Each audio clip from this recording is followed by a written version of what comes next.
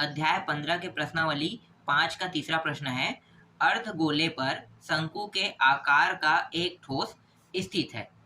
इन दोनों की त्रिज्याएं 1 सेंटीमीटर के बराबर है, तो शंकु की ऊंचाई उसकी त्रिज्या के बराबर है।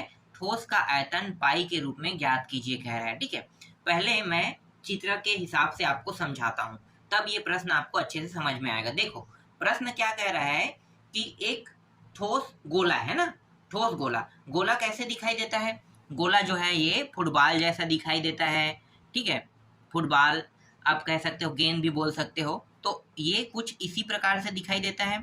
ठीक है, तो मैं उसे बना लेता हूँ। ठीक है, आप इसे फुटबॉल कह सकते हो, आप इसे ग्लोब कह सकते हो। ठीक है, ग्लोब भी गोल होता है ना, पृथ्वी भी गोल है तो पृथ्वी भी कह सकते हो। तो ये क्या है, एक गोला है कह रहा है। ठीक है, तो गोला कुछ इस प्रकार से दिखाई देता है। ठीक है, ये गोला है। ठीक, अब इस गोले के ऊपर में क्या रखा हुआ है? शंकु। ठीक है, और वो शंकु जो है ना, इसके ये बीच वाले हिस्से, देखो आधा गोले को क्या कर रहा है? ढका है कह रहा है।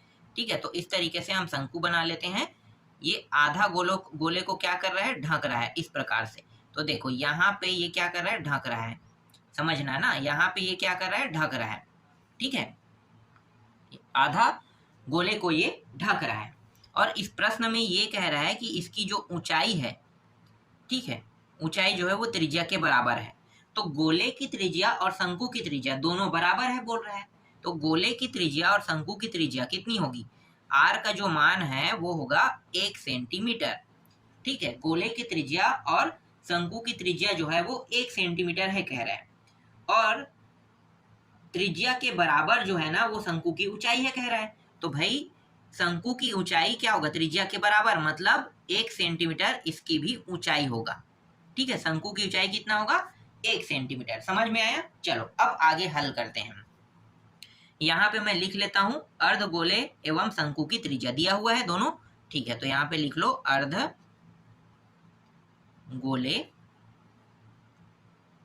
एवं शंकु की त्रिज्या r बराबर 1 सेंटीमीटर इस प्रश्न में दिया हुआ है।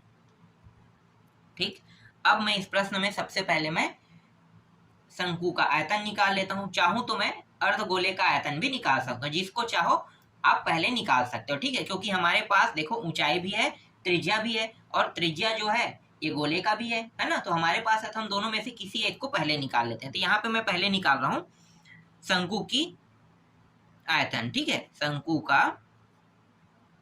आयतन, इसका सूत्र क्या होता है? शंकु का आयतन का सूत्र 1/3 यही होता है, फिर पाई r स्क्वायर h। बस इसमें हम मानों को रख देंगे। 1/3 पाई जैसा वैसा रहने दो, क्योंकि हमें पाई के रूप में ही मान चाहिए, है ना। r का मान कितना है? 1 सेंटीमीटर, तो 1 का वर्ग। h का मान भी कितना है? 1 सेंटीमीटर। 1 मिनट, h लिख रहा हूं मैं, यहाँ पे 1 ही लिख लेते हैं ना, 1 सेंटीमीटर। तो 1/3 पाई, ये सभी गुणा होके कितना होगा? 1 का 1 होगा, और 1 गुणा होगा तो पाई का पाई ही आएगा ना। तो 1/3 पाई रख लेते हैं, और ये रहेगा सेंटीमीटर 3 घात में, क्योंकि ये इसमें है, आयतन में है। आयतन में है तो आयतन के मान को हम किस में लिखते हैं? घन सेंटीमीटर में, है ना। तो घन सेंटीमीटर को इस प्रकार से लिखते हैं। ठीक, अब अर्धगोले का निकाल लेते हैं। गोले का आयतन, सूत्र क्या होता है अर्धगोले का आयतन का? आपको पता है 4/3। ठीक है, इसका होता है भाई, गोले का होता है पाई r का 3 घात, यही होता है बिल्कुल। अगर मैं इसे 2 से भाग दे दूं तो अर्धगोले का आयतन का सूत्र बन जाएगा, बिल्कुल। ठीक है, तो 2 एकम 2 दूनी कट गया, कितना आया देखो? 2/3 पाई r का 3 घात, यही होगा अर्धगोले का आयतन का सूत्र जो है वो है 2/3 पाई r का 3 घात। ठीक है, अब यहाँ पे मानों को रख देते हैं। तो 2/3 पाई r का मान कितना है? 1, और 1 का 3 घात। तो यहाँ पे 2/3 पाई बस प्राप्त होगा, और ये किसमें प्राप्त होगा? सेंटीमीटर 3 घात में। ठीक है, हमारे पास शंकु का आयतन आ गया और हमारे पास अर्धगोले का आयतन दोनों है ना। अब मैं क्या करूंगा, अब मैं इन दोनों को जोड़ दूंगा, ठीक है। इन दोनों के जो आयतन मुझे प्राप्त हुआ है इनको जोड़ूंगा तो मुझे क्या प्राप्त हो जाएगा, ठोस गोले का आयतन, मतलब ठोस का आयतन प्राप्त हो, गोले नहीं कहेंगे, ठोस का आयतन, ठीक है। इस प्रश्न में ठोस का आयतन निकालने के लिए कहा है, तो यहाँ पे मैं लिख लेता हूं ठोस का आयतन। ठोस के आयतन निकालने के लिए मुझे क्या करना होगा, शंकु व अर्ध गोले का आयतन दोनों को क्या कर देना है, जोड़ देना है, ठीक है। शंकु का आयतन कितना था, तो शंकु का आयतन आया था 1/3 पाई आया था, और अर्धगोले का 2/3 पाई आया है ना। तो देखो इसमें उभयनिष्ठ क्या निकल सकता है, दोनों में देखो 3 नीचे, मतलब 1/3 निकल जाएगा, और पाई है तो पाई और 3 ये उभयनिष्ठ निकल गया।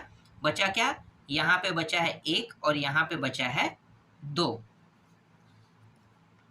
तो पाई/3 और ये हो जाएगा कितना, 3, ठीक है। ये 3 और ये 3 कट गया, ठीक है। और हमें मान किस में चाहिए था, पाई में, तो यहाँ पे देखो पाई बस बचा है, तो पाई घन सेंटीमीटर में हमें मान चाहिए था और पाई घन सेंटीमीटर में मान आया। तो यहाँ पे आपको लिख लेना है, अतः ठोस का आयतन पाई घन सेंटीमीटर होगा, ठीक है। इस तरीके से आपका तीसरा प्रश्न कंप्लीट हुआ, समझ में आया। चलो अगला देखते हैं। देखो अगला प्रश्न क्या है, चौथा प्रश्न। चौथा प्रश्न है, गोलाकार शीशे के एक बर्तन की बेलनाकार गर्दन 4 सेंटीमीटर लंबी एवं 2 सेंटीमीटर व्यास वाली है। गोलाकार भाग का व्यास 6 सेंटीमीटर है, तो उसमें भरे हुए पानी की मात्रा ज्ञात कीजिए। देखो बहुत सरल प्रश्न है, बहुत सरल प्रश्न। पहले मैं चित्र बना लेता हूँ, उसके बाद मैं आपको समझाता हूँ। जैसे इन्होंने कहा है वैसा ही चित्र बनाते हैं, ठीक है। तो देखो इन्होंने क्या कहा है कि बर्तन की बेलनाकार गर्दन कह रहा है, गर्दन। तो आप अगर आपने गर्दन को देखोगे तो गर्दन को हम किससे नापेंगे, ऊंचाई से नापेंगे ना, क्योंकि हम ऊपर की ओर, हमारा जो शरीर है ऊपर की ओर है ना, तो गर्दन क्या है, ऊंचाई है, तो गर्दन बोल रहा है, ठीक है। तो बेलनाकार, ये जो बेलनाकार बर्तन है वो कुछ इस प्रकार से दिखाई देगा, ठीक है। इसकी गर्दन, तो गर्दन हम इसी को कहते हैं, और इसकी ऊंचाई को हम एच से दर्शाते हैं, और एच बराबर इस प्रश्न में क्या है, 4 सेंटीमीटर का है, ठीक है। 4 सेंटीमीटर गर्दन और 2 सेंटीमीटर व्यास वाली कह रहा है। तो ये जो है ना ऊपर जो है ये बर्तन के मुहाना है, ठीक है। इसका व्यास कितना है, जिसे हम डी से दर्शाते हैं, और व्यास है 2 सेंटीमीटर है कह रहा है। समझ में आ गया, ठीक है। फिर ये क्या कह रहा है, गोलाकार कह रहा है, मतलब गोल आकृति का भी है कह रहा है। जैसे लाइट होता है ना गोल, वैसा ही ये कुछ इस प्रकार से गोल दिखाई दे रहा है, ऐसा, ठीक है। गोल है कह रहा है, तो हम इसे गोल बना लेते हैं, ये इस प्रकार से गोल है। तो इसका व्यास जो है ना ये है 6 सेंटीमीटर है कह के इस प्रश्न में बता रहा है। समझ में आया, जैसा प्रश्न ने कहा है वैसा मैंने चित्र बना दिया, ठीक है। अब जब हम इसमें पानी भरेंगे तो इसका जो आयतन है वो कितना है ये हमें बस बताना है निकाल के। देखो बहुत आसान है, इसे हम क्या करेंगे, 2 हिस्सों में बांट लेंगे, ठीक है। हल करने के लिए हम इसे 2 हिस्सों में इस तरीके से बांट लेंगे, तभी ये हल हो पाएगा। पहले मैं जो दिया है उसको लिख लेता हूं। तो इस प्रश्न में दिया हुआ है बेलन की ऊंचाई, जिसे हम किससे दर्शाते हैं, एस से, है ना। ऐसे दर्शाएं, 4 सेंटीमीटर दिया हुआ है, ठीक। फिर दिया हुआ है बेलन का व्यास, ये भी दिया हुआ है, जिसे हम डी से दर्शाते हैं, और ये दिया हुआ है 2 सेंटीमीटर दिया हुआ है, व्यास 2 सेंटीमीटर है। तो हम त्रिज्या निकाल लेते हैं बेलन की। तो त्रिज्या क्या होगा, त्रिज्या जिसे हम आर कहते हैं, d/2, तो 2/2 बराबर 1 सेंटीमीटर त्रिज्या प्राप्त हुआ, ठीक है। और यहाँ पे देखो ये जो गोलाकार दिया है ना, तो गोलाकार, इसको हम कहते हैं गोलाकार भाग, और इसका व्यास, इसका भी व्यास दिया हुआ है, जिसे हम डी से दर्शाते हैं 6 सेंटीमीटर। यहाँ भी हम त्रिज्या निकाल लेते हैं, तो इसका जो त्रिज्या है आर, इसको बड़े आर लिख लेते हैं, ठीक है, आर, तो d/2, तो 6/2 बराबर 3 सेंटीमीटर इसका व्यास हमें प्राप्त हुआ। ठीक है, ठीक, चलो अब हल करते हैं। तो देखो मैंने क्या कहा था कि इसे हम दो हिस्सों में बांट कर हल करेंगे। क्यों? क्योंकि हम एक साथ हल नहीं कर सकते, एक साथ हल करेंगे तो होगा नहीं, इसलिए हम इसे दो पार्टीशन में करेंगे।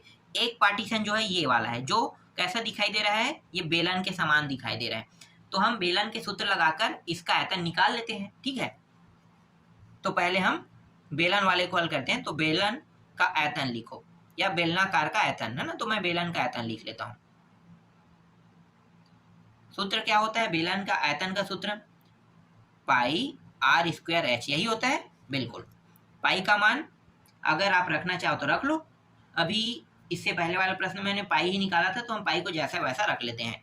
ठीक है, इसको आगे हल नहीं करेंगे। आर का मान हम रख लेते हैं, तो आर का मान कितना है? 1 का वर्ग, है ना, 1 सेंटीमीटर यहाँ पे आया था, तो क्या होगा? 1 का वर्ग। और एच का मान कितना है? 4 है। इस तरीके से 4 यहाँ पे रख देंगे, तो पाई, और ये हो गया 4, तो 4 पाई, और यहाँ पे क्या लिखेंगे? घन सेंटीमीटर। तो 4 पाई घन सेंटीमीटर हमें बेलन का आयतन प्राप्त हुआ। ठीक है, अब हम निकाल लेते हैं गोलाकार भाग का आयतन।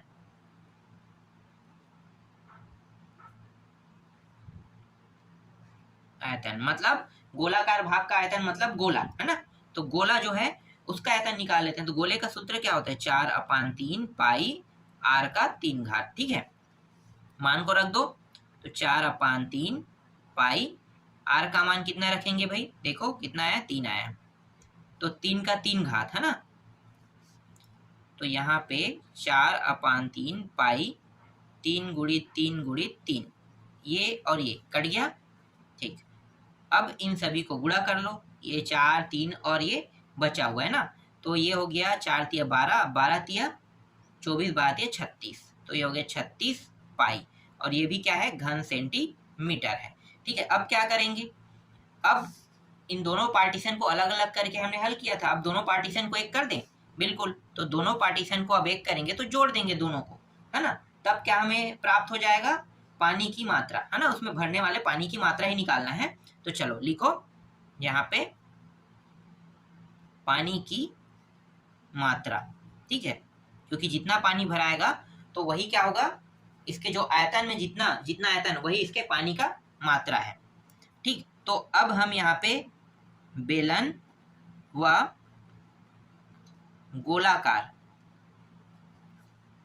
का आयतन दोनों को हम क्या कर रहे हैं? अब इस बार हम जोड़ रहे हैं ना, बेलन प्लस कर दो, बेलन प्लस गोलाकार आयतन को हम क्या कर रहे हैं? जोड़ रहे हैं। तो बेलन का आयतन कितना आया था? 4 पाई, और गोलाकार का आयतन आया था 36 पाई। दोनों को जोड़ेंगे तो कितना हो जाएगा? 40 पाई, है ना, और ये घन सेंटीमीटर में था, तो घन सेंटीमीटर में इस प्रकार से हम लिख देंगे। ठीक है, तो यहाँ पे हमें मान कितना आया, मतलब मान कितना हमने प्राप्त किया? 40 पाई घन सेंटीमीटर, है ना, तो यहाँ पे आपको लिखना है, अतः